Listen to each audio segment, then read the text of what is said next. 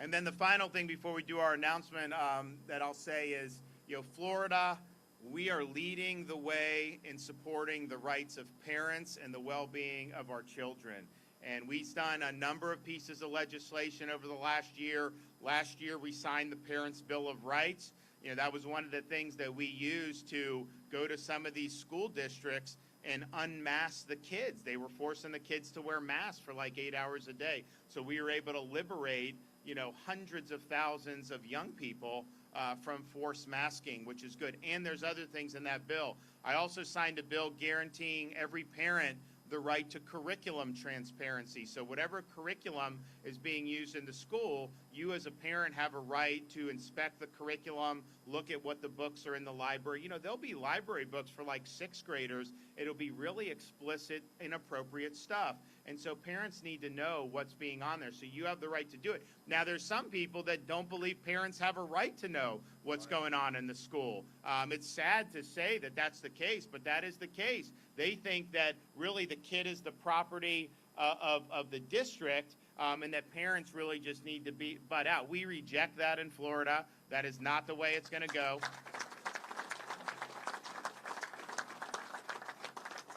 And so then we did the Parents' Rights in Education, which said every parent in Florida has a right to send their kid to kindergarten without having things like transgenderism in the curriculum. I have a 5-year-old daughter. I just want her to be a 5-year-old, and we want to make sure that our young kids are able to focus on the core things, the learning to read, learning to write, math, science, all these different things that are so important. We want education, not indoctrination in the state of Florida, and that's what we are doing.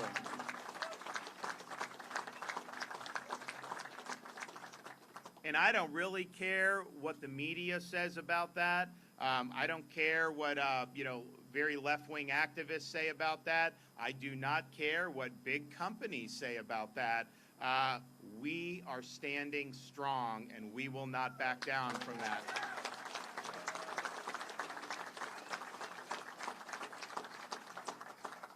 So it brings us here today. First of all, I'm really proud of, and I think a lot of these folks up here will admit, there's never been a governor that's been in the Panhandle communities more than me, and we're proud of that. But part of it is, we have a lot of opportunities to make a difference. Of course, initially, we had to help all the communities affected by Hurricane Michael. We did huge amounts of support. I was able to get additional support from President Trump.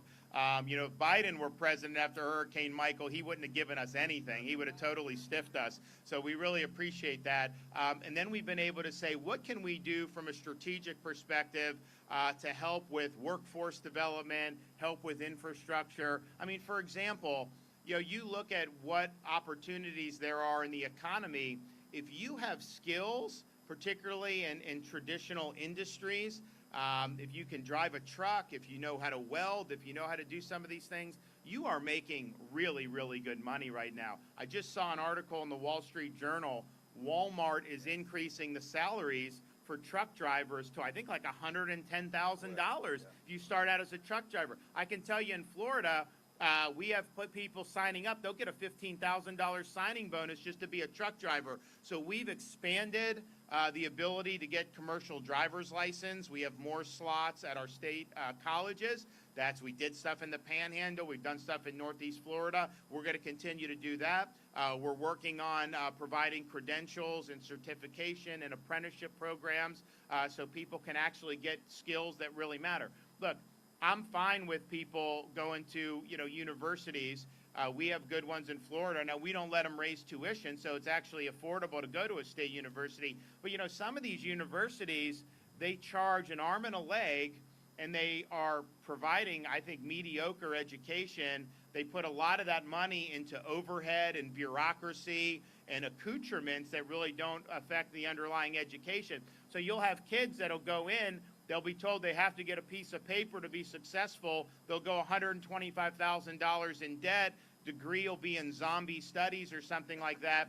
and then they end up in a job they could have had out of high school. Well, look, it's a free country, but we just want to let people know there's more than one way to be successful. A four-year brick and ivy university may be one way, and we're happy with what we've done in our universities, but it's not the only way, and there are many, many different ways to be able to be successful, particularly when you look at how in demand some of these skills are. And even on like a local community level, if you know electrical or HVAC, like in Florida, a lot of the millennial and younger generation don't know how to fix things like the older generations did. Used to be like, people could fix a lot of this themselves. Well, now they need people to come in and fix it. So if you have those skills, not only do you get a job, you can go into business for yourself, you can be entrepreneurial. So we've worked really hard on workforce, and our goal is by 2030, we were bottom half of the states when I became governor. We're moving up very rapidly, but our goal is to be #1 in workforce education by the end of the decade.